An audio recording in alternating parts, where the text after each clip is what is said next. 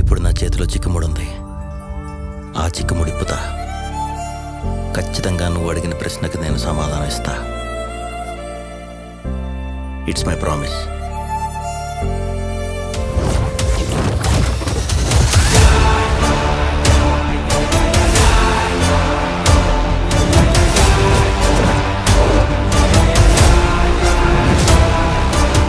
ఎలాగైనా crime బ్యూరోలో posting ఇప్పించండి sir, please sir. Sorry, Jay. Neither you are experienced nor qualified for that. I think we are done, Jay.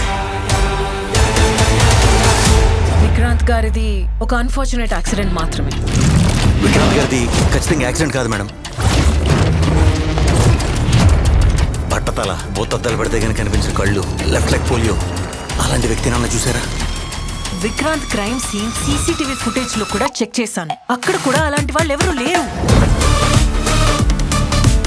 అసలు ఉన్నారా వాడు? లేకపోతే మీ ఇద్దరు చేతులతో నీడ బొమ్మలు చేసి ఆడుకుంటా?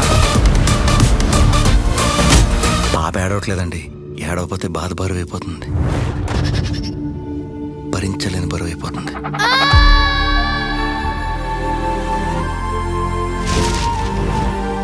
ఓడిపోతానేమో అని భయంగా ఉంది అత్తమ్మ.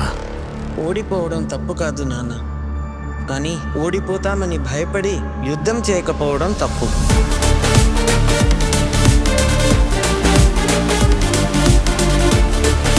మూడు రోజుల నుంచి ఎదురు చూస్తున్నాను, ఇంక ఓపిక లేదు. నక్కి నక్కి నడిచింది చాలు. రా. హాయ్ మృత్యుంజయ్.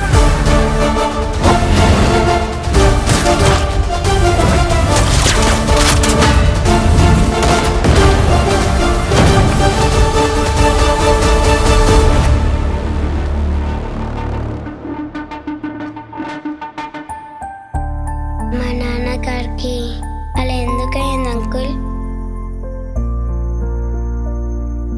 మా అమ్మా నాన్నకి అలా ఎందుకయ్యింది అంకుల్? చెప్పినా నీకు అర్థం కాదమ్మా.